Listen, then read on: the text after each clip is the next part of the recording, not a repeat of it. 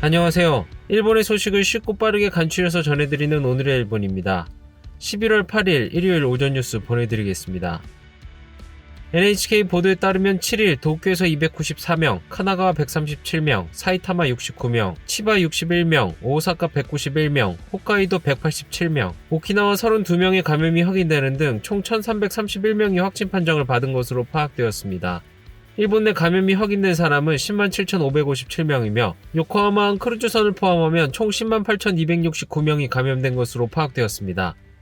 한편 카나가와에서 3명, 사이타마, 미야기에서 각각 1명, 이렇게 총 5명의 사망이 발생하였으며 누적 사망자는 일본 내 감염이 1,817명, 요코하마항 크루즈선을 포함하면 총 1,830명이 되었습니다.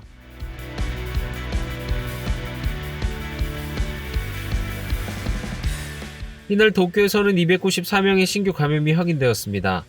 10세 미만부터 90대까지의 남녀 294명이 신규 확진 판정을 받은 것으로 파악되었으며 이 중 171명은 감염 경로가 파악이 되지 않거나 조사 중이고 123명은 기존 감염자의 밀접 접촉자로 확인되었습니다.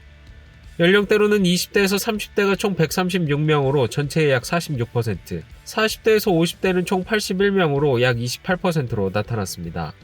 감염 경로로는 294명 중 가정 내 감염이 34명으로 가장 많았으며 시설 내 감염이 25명, 직장 내 감염이 16명, 유흥과 관련 감염이 14명, 회식에서의 감염이 13명 등으로 확인되었습니다.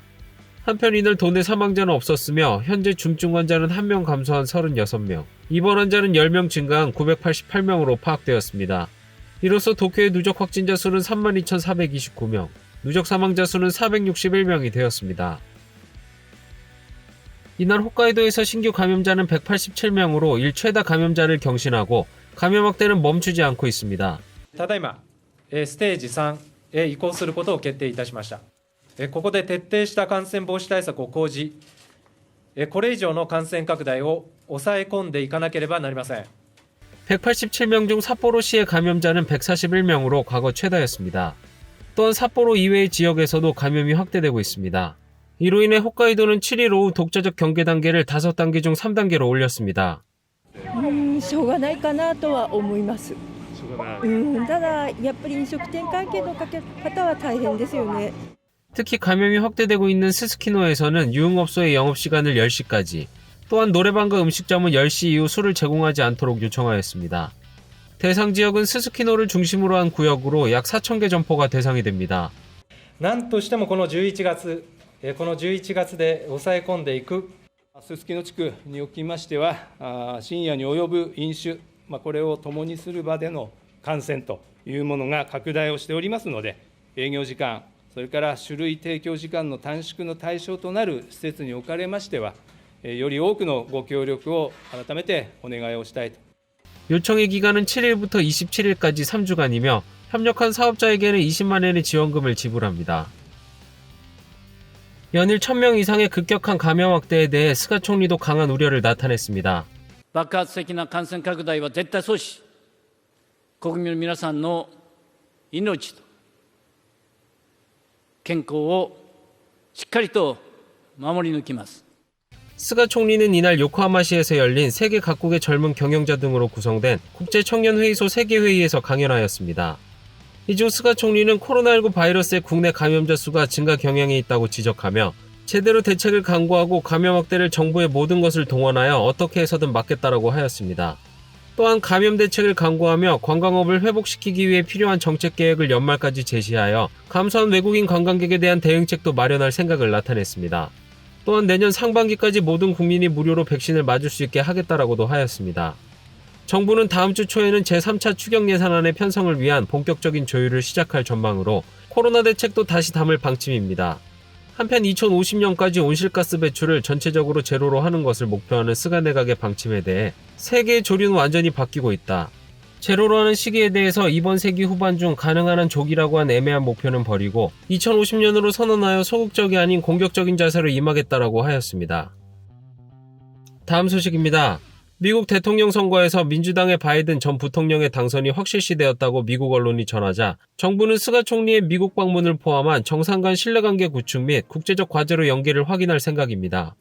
미국 대통령 선거에서 민주당의 바이든 전 부통령의 당선이 확실시되었다고 미국 언론이 전한 데 대해 일본 정부는 트럼프 대통령이 막바지까지 추격했지만 여론조사 등은 일관되게 바이든 씨의 우세가 전해지며 냉정하게 받아들이는 목소리가 대세입니다.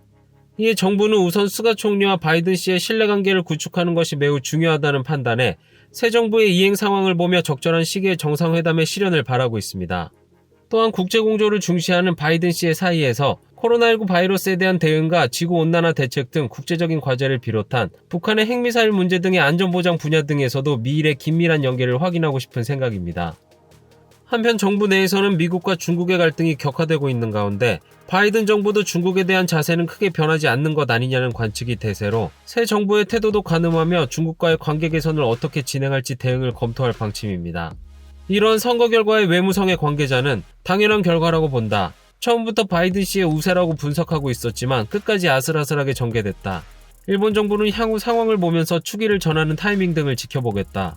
미국 주요 언론의 대부분이 바이든 씨의 당선을 확실시하고 있으며 이 흐름은 이제 흔들리지 않을 것이다 라고 말하였습니다. 다음 소식입니다.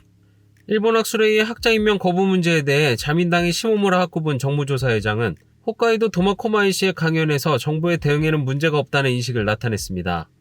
이 가운데 시모무라 정무조사회장은 6일 중참양원예산위원회의 질의에 대해 야당 측의 질문은 일본 학술회의만으로 정권의 지지율을 낮추려는 목적일 것이다. 유권자로부터 그 외에 논의해야 할 것이 있다라고 지적이 있었는데 말씀대로다라고 말하였습니다.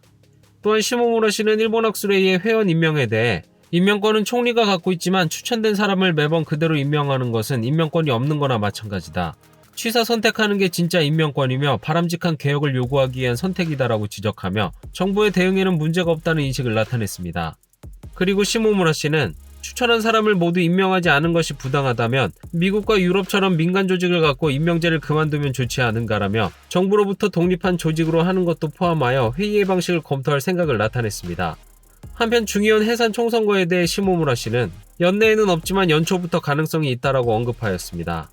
이는 공명당의 이시이 KH 간사장도 6일 내년 1월 정기국회 시작 시기에 해산을 언급한 바 있어 파문이 예상되고 있습니다. 다음 소식입니다.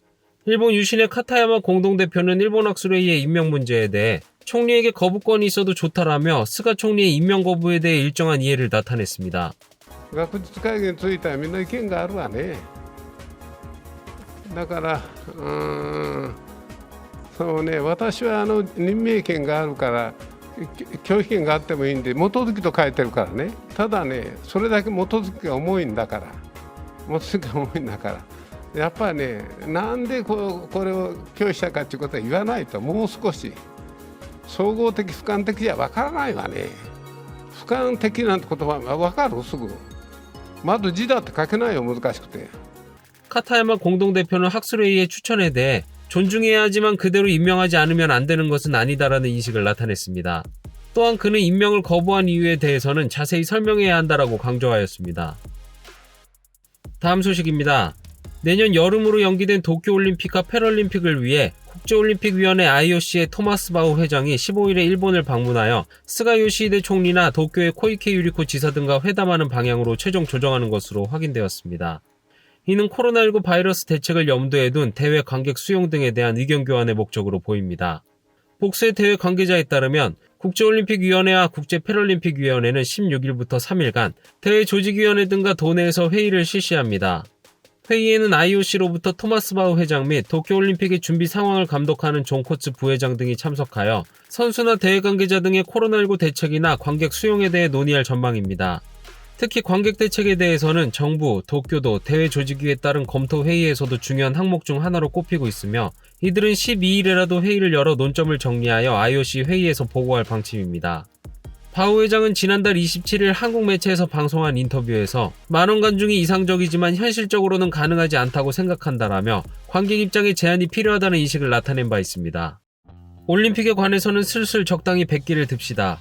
미국과 유럽만 해도 3, 4월보다 심하게 감염이 확산되고 있음에도 전 세계 사람들을 모아서 개최할 수 있다고 진심으로 생각합니까? 누가 봐도 무리입니다. 지금 세계에서 일어나는 현실과 진심으로 마주보고 깨끗하게 중단을 선언합시다. 실제로는 중지를 위한 조율과 보전 조치를 협의하러 오는 것이 아닐까. 유럽의 감염 상황은 꽤 심각해졌고 이제 판단 기한은 빠듯하다. 일부러 일본에 오지 않더라도 대세인 온라인으로 하지 않는가? 회장 및 관계자들의 이번 출입국 비용, 코로나 대책 비용은 어디에서 나오는 것일까?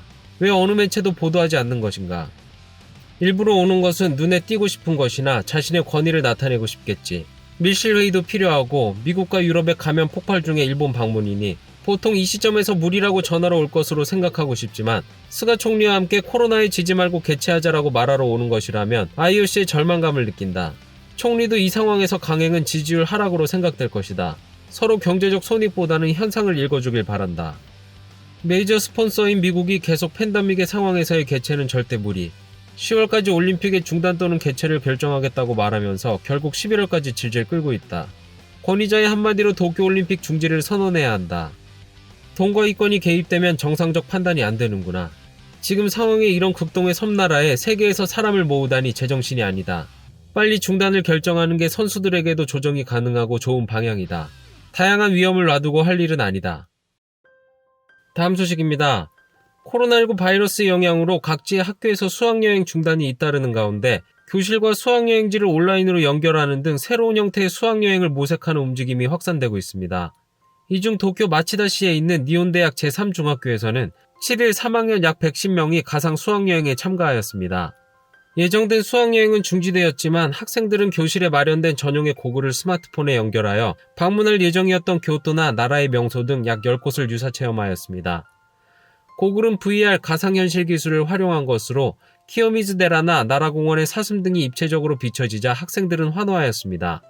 또한 7기의 색을 입히는 체험은 교토에 있는 강사로부터 화상회의 시스템을 통해 지도받았습니다. 이에 참가한 남학생은 수학여행의 중단은 아쉬웠지만 그 자리에 있는 듯한 박진감을 체험할 수 있는 좋은 추억으로 만들었다라고 이야기하였습니다. 가상 수학여행을 기획한 대형 여행사 JTB는 지난달 이후 30개교 가까이에서 신청이 있었다라고 밝히며 실제 수학여행으로 돌아가길 바라지만 새로운 형태에 대해서도 연구를 심화하겠다라고 하였습니다. 코로나19 감염 확대가 수습되지 않고 있는 가운데 이러한 새로운 형태로 수학여행을 모색하는 움직임은 더욱 확산될 것으로 보입니다. 다음 소식입니다. 택배 취급량이 과거 최고를 기록하고 있습니다. 이는 코로나19의 영향인 것으로 판단됩니다. 택배업체 야마토 운수는 10월의 택배 취급 건수가 전년 같은 달 대비 20.7%가 올라 1억 6,842만 585개로 10월 역대 최다가 되었다고 발표하였습니다. 이는 코로나19 바이러스의 감염 확대에 따른 외출 자제 등으로 계속 인터넷 쇼핑의 이용이 많았던 것이 요인으로 판단됩니다. 이는 증가율도 2000년 이후 과거 최고였지만 2019년 10월 소비 증세로 인한 침체의 반동도 있습니다. 오늘의 본 소식은 여기까지입니다. 오늘도 즐거운 하루 되시길 바라겠고요. 저는 또 새로운 소식으로 찾아뵙도록 하겠습니다. 시청해주셔서 감사합니다. 이그저튜브였습니다.